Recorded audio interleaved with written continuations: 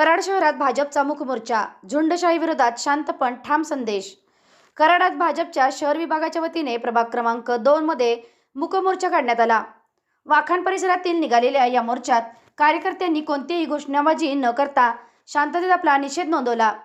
या मूक मोर्चाचा उद्देश झुंडशाहीच्या वाढत्या प्रवृत्तीविरोधात जनतेसमोर ठाम भूमिका मांडण्याचा असल्याचे भाजप पदाधिकाऱ्यांनी सांगितले।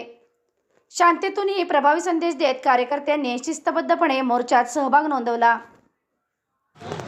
प्रभाग क्रमांक 2 मधील उमेदवार मी समीर कृष्णाजी करमरकर आज या जाहीर मूक मोर्चाच्या निमित्ताने सांगू इच्छितो की आज हा मूक मोर्चा काढण्याची वेळ प्रभागात आपले लोकशाहीचे उमेदवार त्यांच्या प्रतिनिधीकडून जी भारतीय जनता पार्टीचे समन्वयक यांना जी मारहाण करण्यात आली, शिवीगाळ, जातीवाचक शिवीगाळ करण्यात आला, याचा जाहीर निषेध करण्यासाठी आम्ही आज हा मोर्चा काढलेला आहे। प्रभाग क्रमांक 2 हा सुसंस्कृत व अतिशय सुशिक्षित असा प्रभाग आहे।